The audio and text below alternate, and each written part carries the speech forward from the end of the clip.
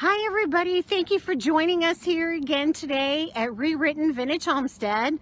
And it's cold out here in the Midwest. It's about 23 degrees today, but Marshall and I are outside celebrating because this is the first time since the first week of December that I've been able to breathe out of this side of my nose.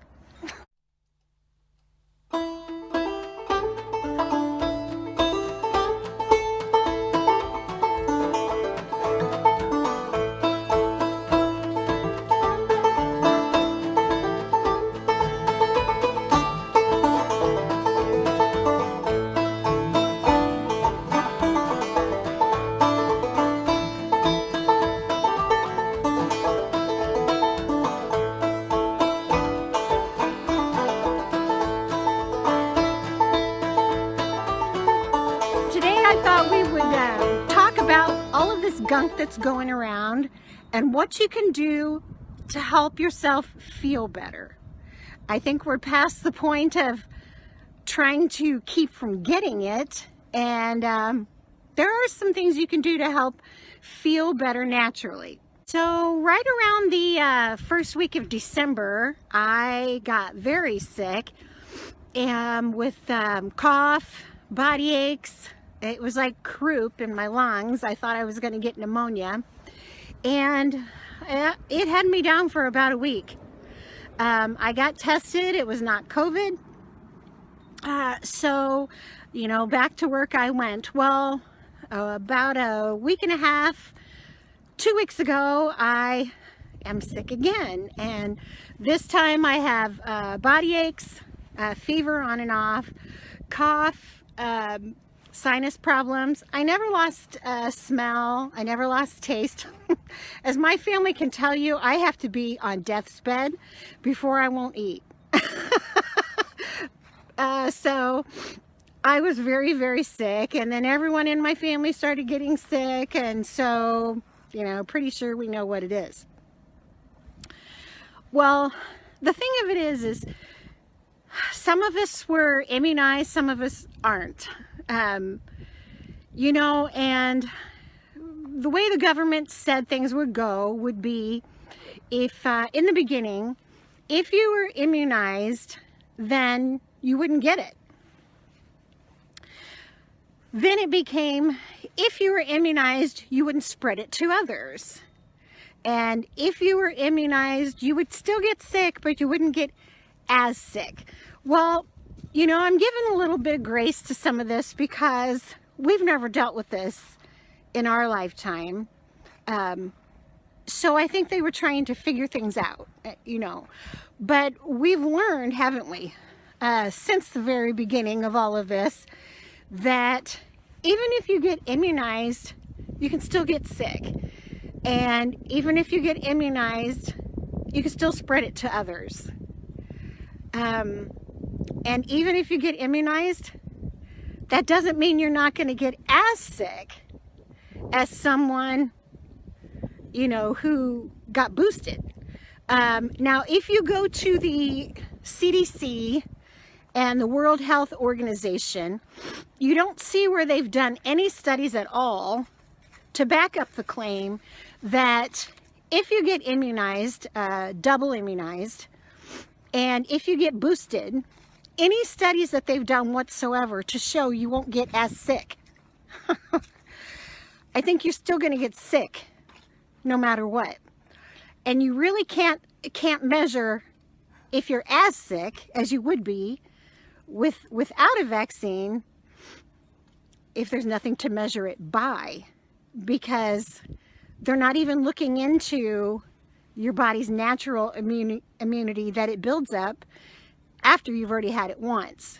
Okay, so we could go on and on about this forever, but at what point do you finally say, you know what, I'm probably going to get this, because it just keeps mutating and mutating and changing. You're going to have some strains that are stronger than others, some more dangerous, but really all we can hope for is that as it continues to mutate, that it'll get weaker and weaker, and eventually we'll build up a herd immunity towards it. So to me, I mean, I'm no doctor, but I've kind of taken the stance that this is like the flu. This is like a cold. And it hangs on for a long, long time, folks. And like the flu, if you have underlying health conditions, which we just found out, the CDC just finally told us, which we already suspected, that most of the people who were listed as having a COVID death, the majority of them had 3 or 4 other underlying health conditions. So, any death to COVID is terrible, because many, many people lost loved ones. We have a family member who, because of COVID, in her nursing home, on and off throughout the past 2 years, we haven't been able to go and see. So, it's a terrible thing. So the way I kind of feel about it now is, since we know it's not going anywhere, and since we now know that vaccines aren't going to keep you from getting it, maybe we shouldn't call them vaccines anymore. They're almost like a vitamin booster maybe. But since we know that chances are you're going to get it, what can you do to make yourself comfortable when you do have it? And how can you stop the spread of it? Well, you can stop living, which is what some people would like you to do, is to create such fear in you that you never leave your house and you don't get around people again. Well, to me, that's not life. So we have to learn to work around that. Well, if you keep your hands washed, that's very, very important. You want to keep your hands away from your face, your nose, your mouth, your ears. You want to try to keep a distance between you and other people. I really don't think masks work, guys, but, it doesn't hurt. It doesn't hurt. I don't mind throwing one on if I go to the store or something like that. So if it doesn't hurt, it's not a big deal. Just do it. Some places where I live require it, some places don't. But I suggest that if you're really worried about being around someone that you love, that you wear your mask, you wash your hands, and try to take precautions. Stay several feet away from them when you're near them. So because I've been sick, that's one of the reasons I'm out here today, is I'm trying to build up my immune system again. I feel like it was so weakened during the 1st of December. That's why I got sick later on. So one of the best things you could do is get your butt outside and get some fresh air. Get that fresh air circulating and try to build up your lung capacity again. And get all of your body systems working normally again. If you just stay in a chair when you're sick and you lay down flat on your back and you don't move, then you have a risk of developing pneumonia as it settles into your lungs. So get outside if you can, even if it's just for a few minutes. Get some fresh air. If there's a little bit of sunshine, that makes it even better. And start building up your immune system again. Another thing that really helped me was drinking water. The more water I drank, the stronger I became. So hydrate your body, drink the water, flush out the bad stuff, and you'll be surprised at how much better it makes you feel. Plus, if you're throwing up, it'll help keep you from becoming dehydrated, which can make you even sicker. So drink lots of water. Vitamin C, zinc, vitamin D. So that is what they're recommending, and honestly, for my family, that's really helped, really helped. So vitamin C, zinc, and vitamin D. So if you can take those every day, I think it will help lessen your symptoms as well. Rest. This is something I'm really guilty of. I love staying up late and reading. But you know, you have got to get that 8 hours of rest. Your body can't fight things off if you're tired. So try to get as much rest as you can. And there is nothing wrong with taking a nap. And I guarantee you, when you get this illness, or like I said, the first time I tested negative, so it wasn't this illness. My doctor told me it was some other kind of bronchial infection. Nothing can get that energy back in you faster than resting. You'd be surprised when you're sick how much energy it takes just to lift a finger. So get that rest, drink that water, take those vitamins, get outside and breathe that fresh air. And I guarantee you, you'll get over it quicker, you'll feel better, and things will start opening up again. You guys, don't forget about your pets. If you've been sick and no one in the family has been feeling well and Fido's just been laying around, when you get to feeling better, bring your pets outside too. Let them get some exercise and build up their lung capacity as well. Hey, that is, unless you have a Marshall like I do, who likes to take it easy. Pinky here, boy. Pinky here. Oh, you're so pretty. Oh, you're so pretty.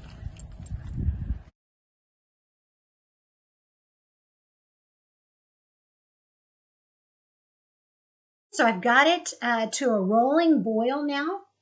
So I'm going to take that off, and I'm going to add 1 cup of brown sugar.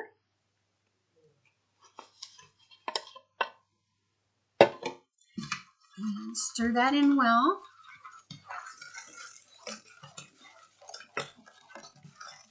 And you can see it's already starting to thicken up and get a pretty nice dark brown color. And I'm going to put it back on the stove, and I'm going to let it come to another rapid boil. That should take us maybe 3 minutes. So once you get this to a rolling boil, you're going to let it boil for 5 minutes, and you're only going to stir it like every 60 seconds or so. It's going to get real foamy and dark looking.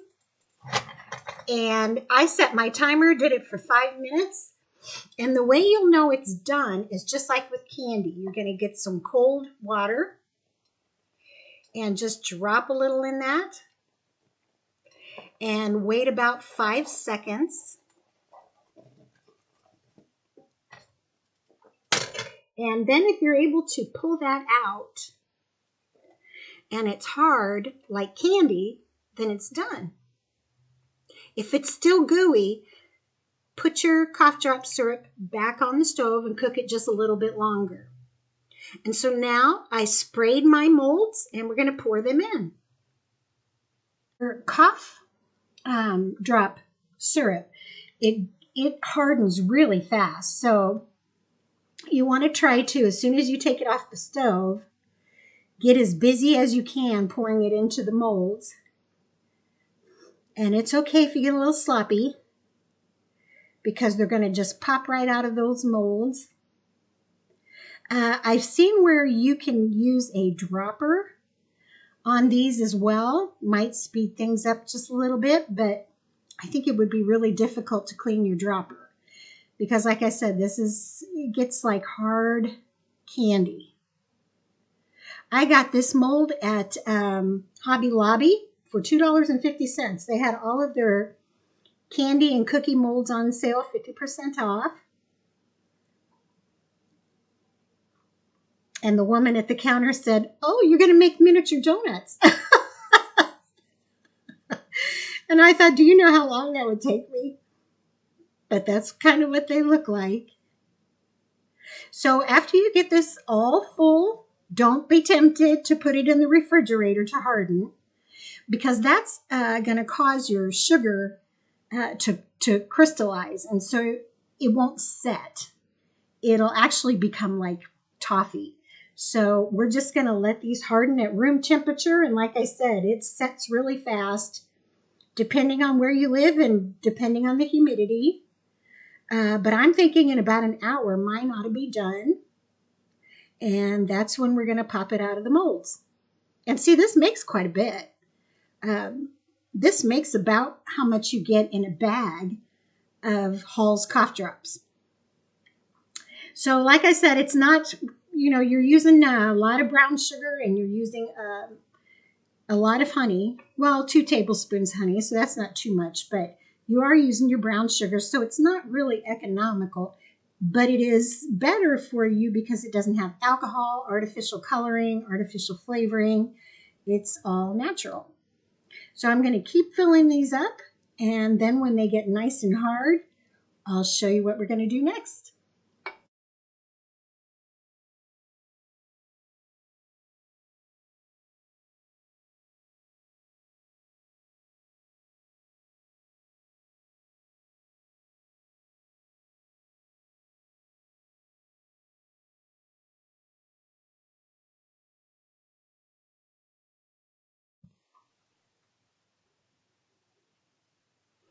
So with the pine needle tea, I went out and got some needles. I brought them in and I washed them really well. Put them in some water and boiled them to a rolling boil. And then I let the needles steep for just a few minutes. You can use a strainer if you want to strain it.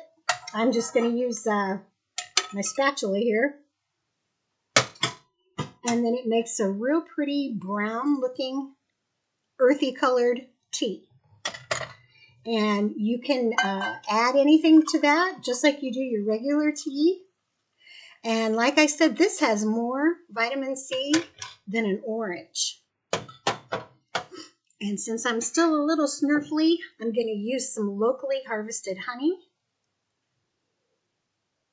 in my tea.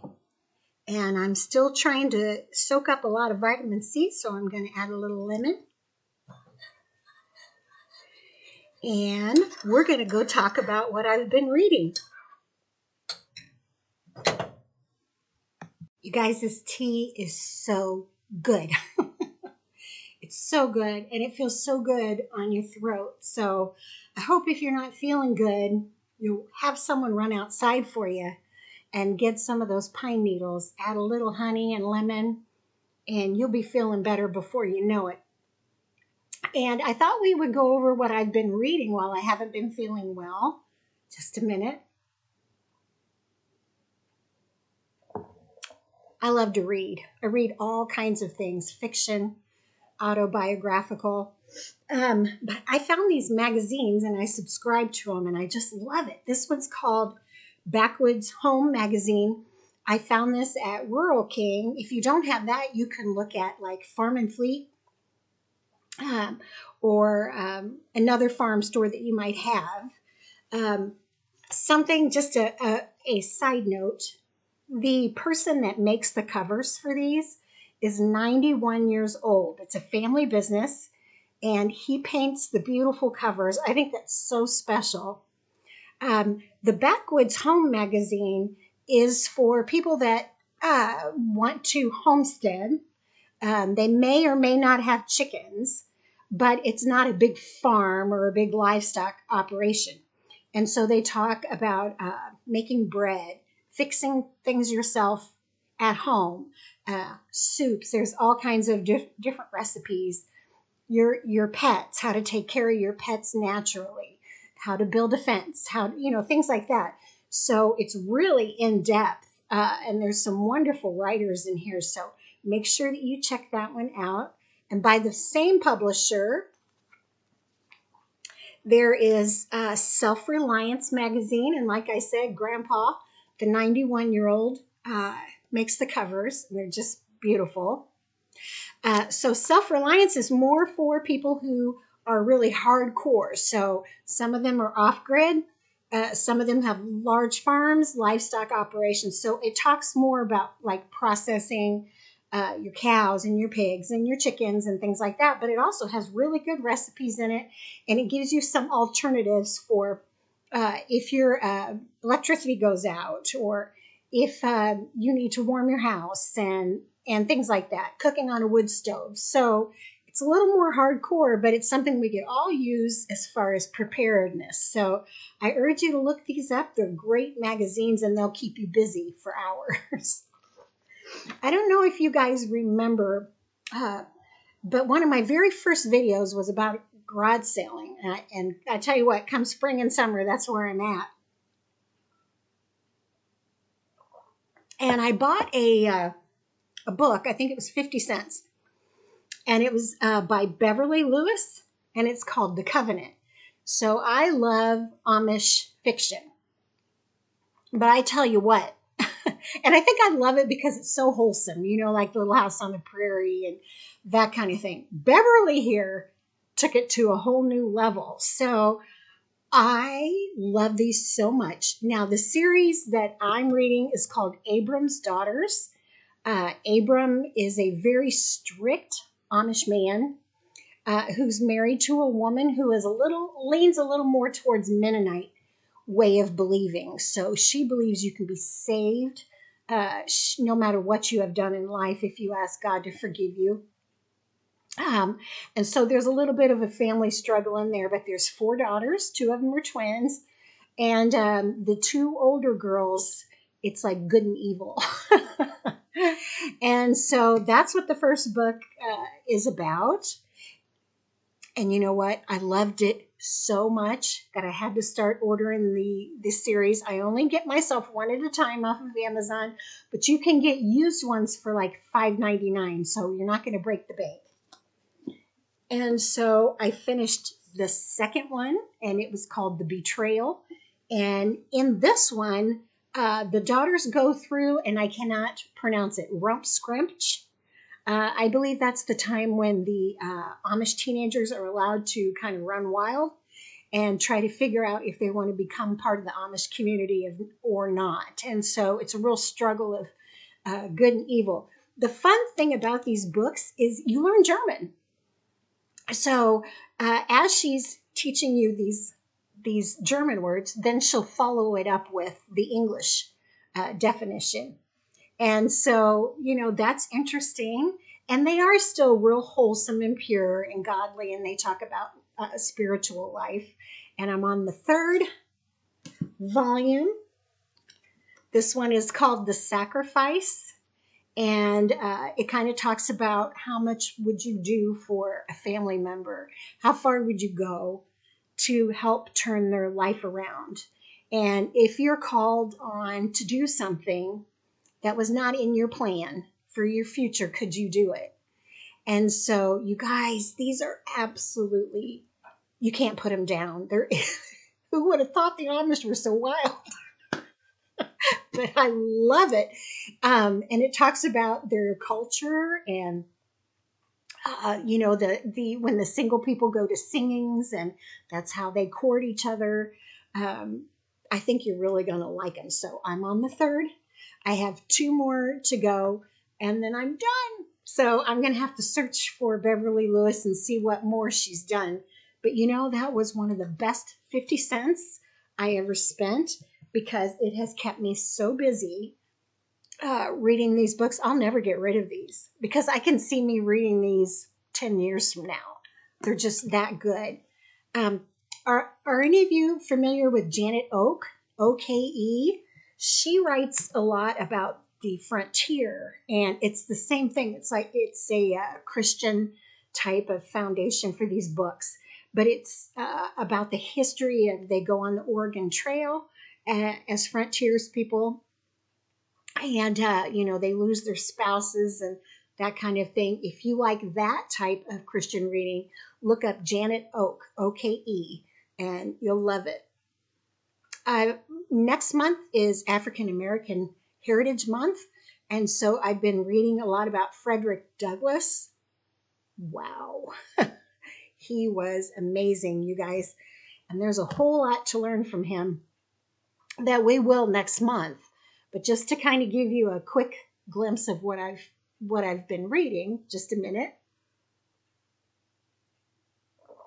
Frederick was born a slave to an African American mother, and it was long believed, and it probably is true. I don't know if they've done DNA testing, but his father was his master.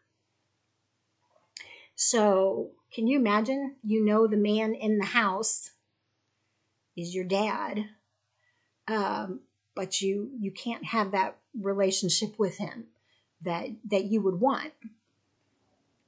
And so there's some good parts of that, and then there's some bad parts of that.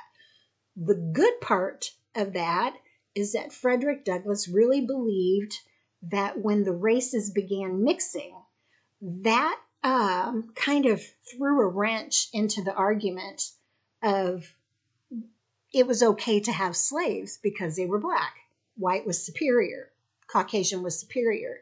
Well, if there was a child who was part white, then how could you justify enslaving them? And so he was really hopeful that people would look into the Bible. I believe there's a story about Ham, and I need to do a little more studying on that, but we'll talk about that next month. And a lot of people use that story in the Bible to justify slavery.